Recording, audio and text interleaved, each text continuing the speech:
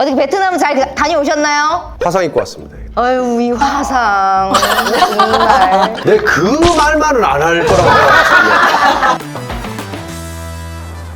한 주간의 시정 정책을 살펴보고 시민들에게 보약이 될 정책을 찾아 처방하는 정책 처방전. 이번 주도 반갑습니다. 오늘 어디 갑니까? 오늘 저녁에 또 1년에 몇 번 없는 풀 메이크업을 하게 됐는데요. 신데렐라 컨셉으로다가 어떻게 신데렐라 같나요? 나는 신데렐라.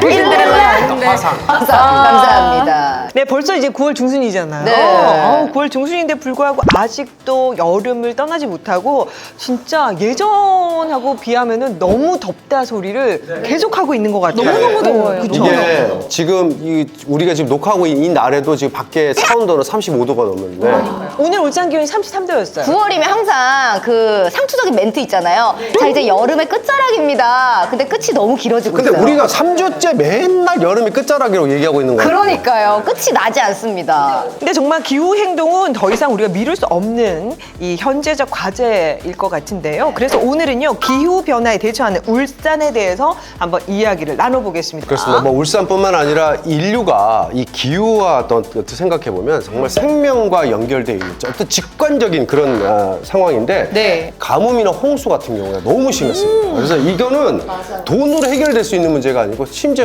인명 피해까지도 굉장히 높았기 때문에 좀 무섭죠. 심지어 진짜 홍수 때문에 자기가 살던 집 떠내려가는 그런 뉴스들을 접했는데 진짜 내가 피땀 흘려 모은 돈으로 보통 우리는 집을 사잖아요. 근데 네. 그게 자연재해로 한순간에 사라지니까 네. 너무 마음 아프더라고요. 이게 작년도 그렇고 올해도 그렇고 보면 왜 터널 지하차도 이런 데 이제 잠겨서 목숨을 잃으신 분들 맞아요. 아파트 지하 주차장 물 차서 못 나오는 경우 이게 다 국지적 호우나 이런 비 피해 때문에 생기는 거잖아요. 그래서 또 우리 환경부에서도 기후 위기로 인한 이 극한 홍수와 이 가뭄으로부터 국민의 생명을 지키기 위해서 대응책으로 기후 대응댐 후보지를 전국에 무려 14곳을 선정했다고 합니다. 여기에 우리 울산이 선정됐다고 하더라고요. 울산에도 댐이 몇 개 있잖아요. 그렇죠. 어떤 곳이 선정이 됐는지 그 궁금한데요. 울산하면 제일 이제 유명한 댐 회화댐입니다. 회화댐. 사실 이게 굉장히 오래됐습니다. 네. 이게 40년이 벌써 됐고, 근데 이게 되게 넓은데 물을 많이 담지 못해요. 그러니까 이게 깊이가 얼마 안 돼서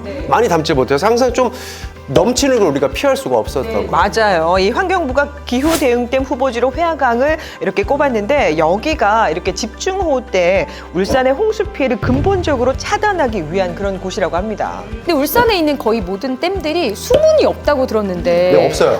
그래요? 없고 이렇게 해안댐을 시작으로 모든 댐에 수문 설치가 정말 시급합니다. 이런 것들이 필요하기 때문에 예전에 2016년도 여러분 기억하실 겁니다. 그때 언양 반천에 물난리가 나가지고 차바 말씀하시는 차바. 거죠.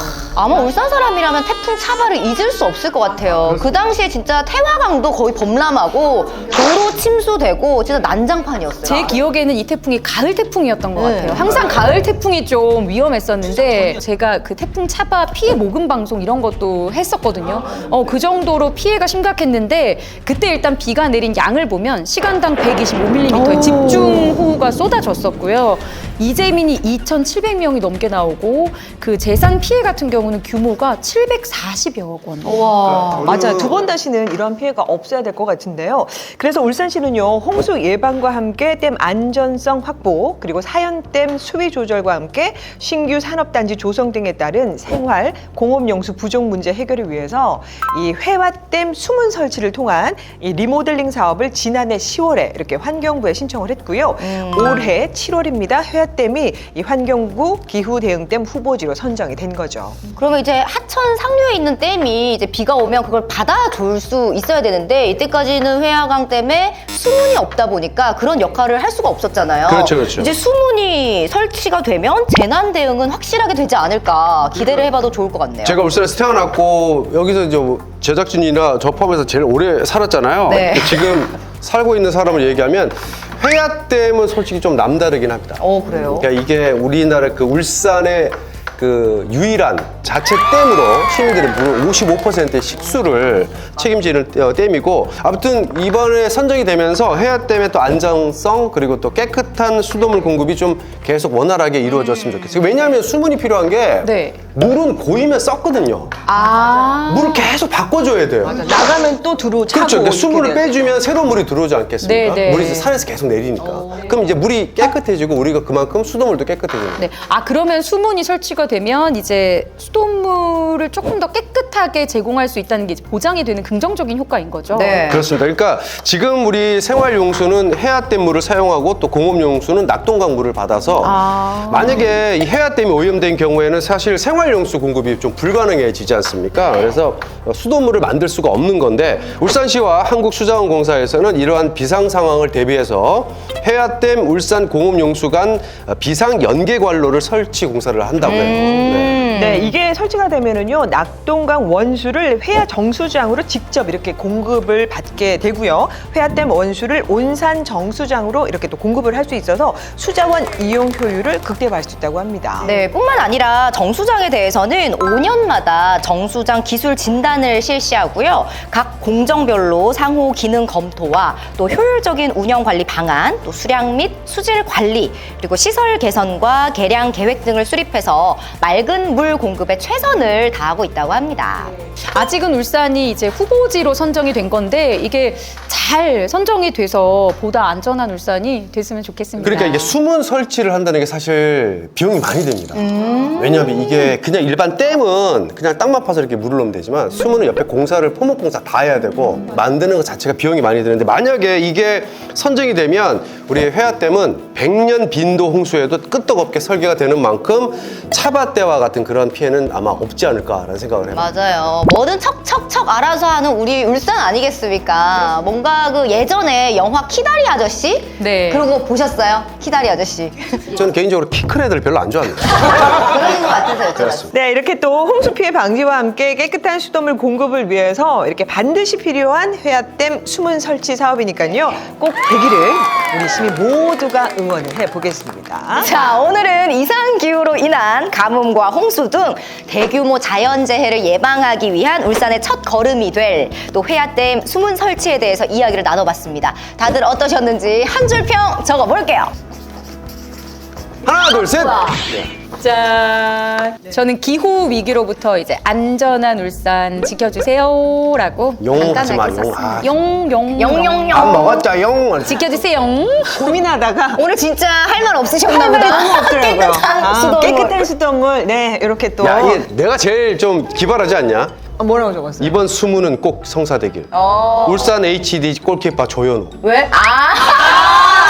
수문장 아닙니까? 진짜 기발하시네요. 예, 인정. 새로운 문, 새로운 울산으로 통할지어다라고 적었는데 이제 저는 이제 울산에 평생 살다 보니까 타 시도에 비해서는 울산이 그나마 자연재해 피해가 좀 덜한 느낌이 들어요. 왜 그런 줄 아세요? 비가 좀 덜 오죠.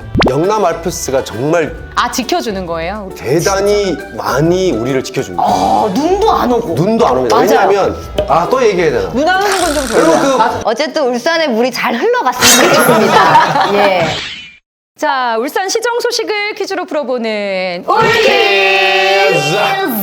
울산 해야댐에 대한 설명은 틀린 것은 무엇일까요? 1번 울산 공업단지 확장에 따라 지난 1985년 5월에 준공되었다.